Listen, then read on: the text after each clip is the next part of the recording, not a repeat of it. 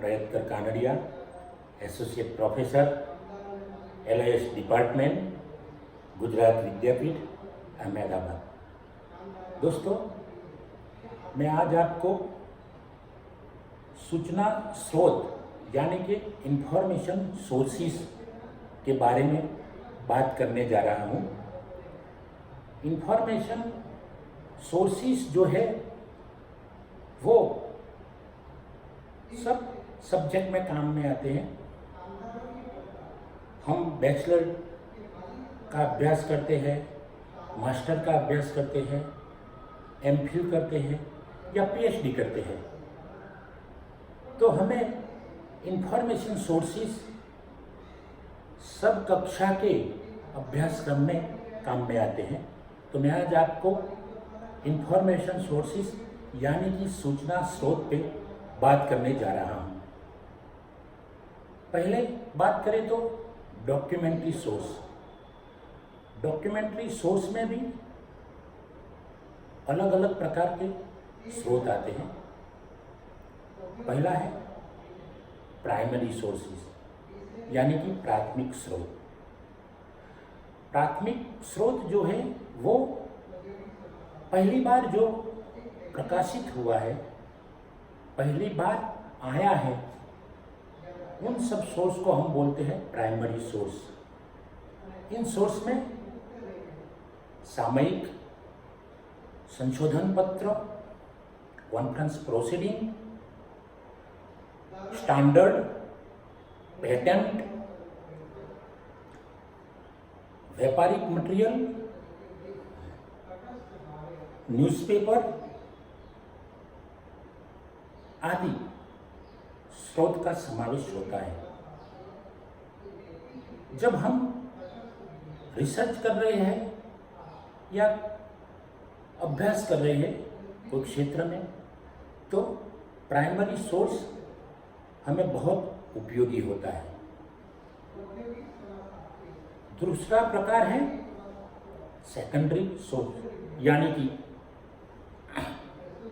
द्वितीय स्रोत, द्वितीय प्रकार के स्रोत।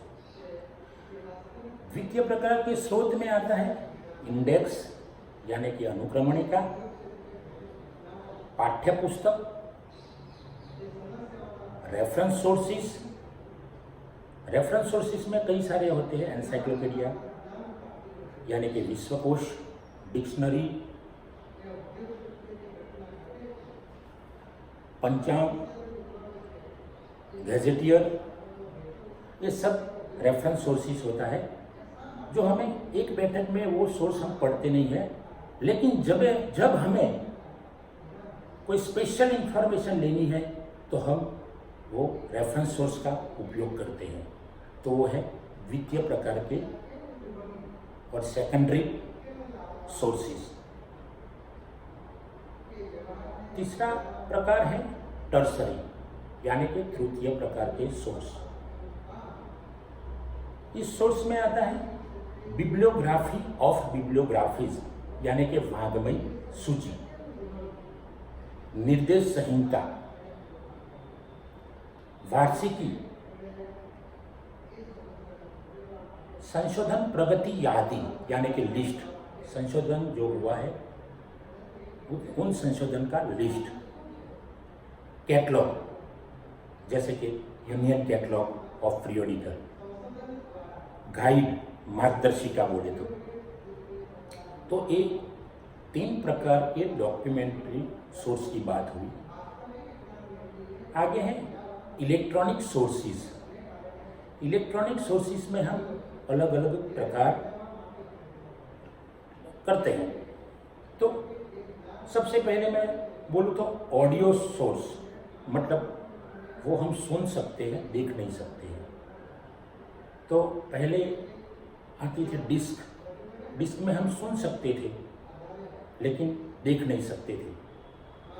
टेप रिकॉर्डर जो आता था, इसमें टेप का जो कैसेट आता था तो हम सुन सकते थे लेकिन देख नहीं सकते थे। रेडियो, फोन, जो पहले लैंडलाइन फ़ोन आता था उनमें हम कोई भी इंफॉर्मेशन लेनी है तो हम सुन के इंफॉर्मेशन लेते थे। तो ऑडियो सोर्स हुआ।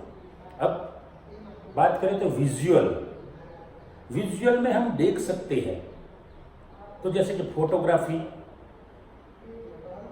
माइक्रोफोन, फैक्स जैसे स्रोत हम देख सकते हैं, सुन नहीं सकते हैं। सीडी, डीवीडी बोले तो ऐसे स्रोत, और दोनों प्रकार को मिला के जो बनाया है ऑडियो और विजुअल सोर्स जो है, तो film, TV, audio cassette, DVD etcetera. एक अलग प्रकार का सोर्स है जिनको हम बोलते हैं अप्रलेखीय स्रोत, और उन अलग अप्रलेखीय स्रोत में औपचारिक भी होते हैं और अनौपचारिक होते हैं, फॉर्मल और इनफॉर्मल, और उनका एक अलग प्रकार भी होता है इंस्टीट्यूशनल और ह्यूमन रिसोर्स सोर्स। तो औपचारिक सोर्स में हम पहले बात करें तो रिसर्च इंस्टीट्यूशन,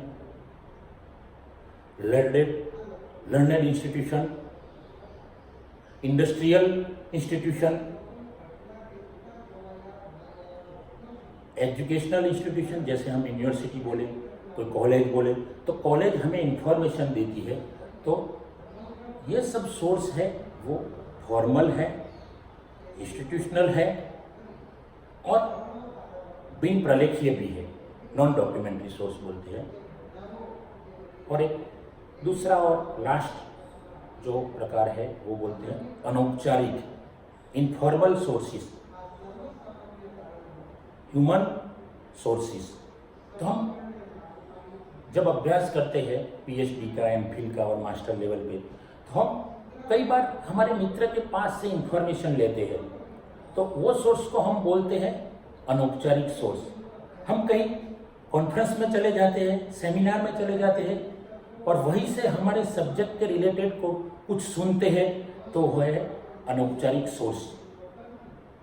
अलग अलग प्रकार के व्यक्ति को हम मिलते हैं और वो व्यक्ति हमें इंफॉर्मेशन देता है हमारे सब्जेक्ट के रिलेटेड, तो वो भी अनौपचारिक सोर्स है। तो दोस्तों, ये इंफॉर्मेशन सोर्सेस यानी कि सूचना स्रोत की बात जो मैंने की, वो हमारे पीएचडी में, एमफिल में, मास्टर लेवल पे और बैचलर लेवल पे भी बहुत काम में आते हैं। ये सोर्स से हम रेफरेंस ले सकते हैं और रेफरेंस के कोई भी एक स्टाइल का उपयोग करके हम उनका रेफरेंस पीछे जो हमने थीसिस तैयार किया है, हमने कोई बुक तैयार की है, हमने कोई पेपर तैयार किया है, तो उनमें उनका रेफरेंस हम दे सकते हैं। तो ऐसे स्रोत हमारे अभ्यास के लिए बहुत ही यूजफुल है। तो मेरे दोस्तों, मैं आप सबको बोलता हूँ कि आप सब सूचना के अलग अलग प्रकार के जो स्रोत है, उन सब स्रोत का आप उपयोग करो और आपके अभ्यास को बहुत अच्छी तरह से आगे बढ़ाओ, क्योंकि बिना स्रोत, बिना सूचना ये जमाना चलने वाला नहीं है। आज का जो युग है वो इंफॉर्मेशन युग है। इंफॉर्मेशन मतलब पावर।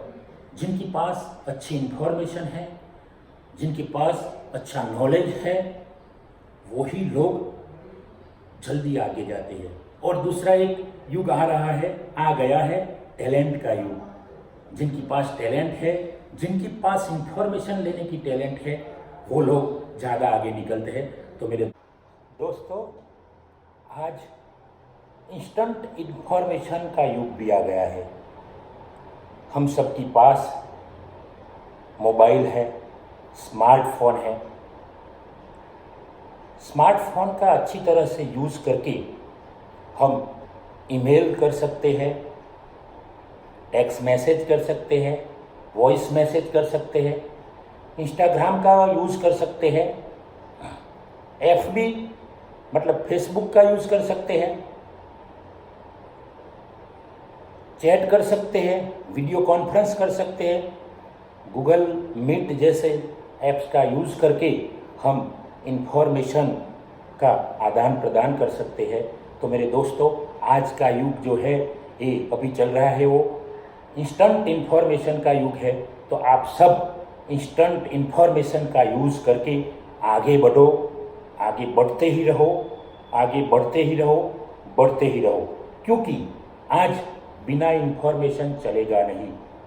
और इन्फॉर्मेशन भी ऐसी है कि आज जो इन्फॉर्मेशन आती है वो कल पुरानी हो जाती है। इसलिए तो मेरे दोस्तों, जो नई इन्फॉर्मेशन है, जो आज इन्फॉर्मेशन आई है, उस इन्फॉर्मेशन का आज ही यूज़ करो और आपके भविष्य बनाने में इन्फॉर्मेशन का अच्छी तरह से उपयोग करो। पीएचडी के लिए, एमफिल के लिए, मास्टर डिग्री के लिए और बैचलर डिग्री के लिए इन्फॉर्मेशन सोर्सिंग बहुत ही यूज़फुल है। और जो बच्चे, जो छात्र, जो स्टूडेंट जीपीएससी, यूपीएससी जैसी एग्ज़ाम की तैयारी कर रहे हैं, उनके लिए भी इंफॉर्मेशन सोर्सिंग बहुत ही उपयोगी है। तो मेरे दोस्तों, आप इंफॉर्मेशन सोर्सेज का यूज़ करो और आपका भविष्य अच्छा बनाओ और देश के लिए आप कुछ करो। तो मेरे दोस्तों, आप जो इंफॉर्मेशन सोर्सेज का अच्छी तरह से यूज़ करेंगे तो आप जीवन में बहुत ही आगे जाएंगे। आप आगे जाएंगे तो हमारा देश भी आगे जाएगा, हमारा देश आगे जाएगा तो विश्व भी आगे जाएगा। तो मेरे दोस्तों, आज इतना ही। नमस्कार, जय हिंद, जय भारत।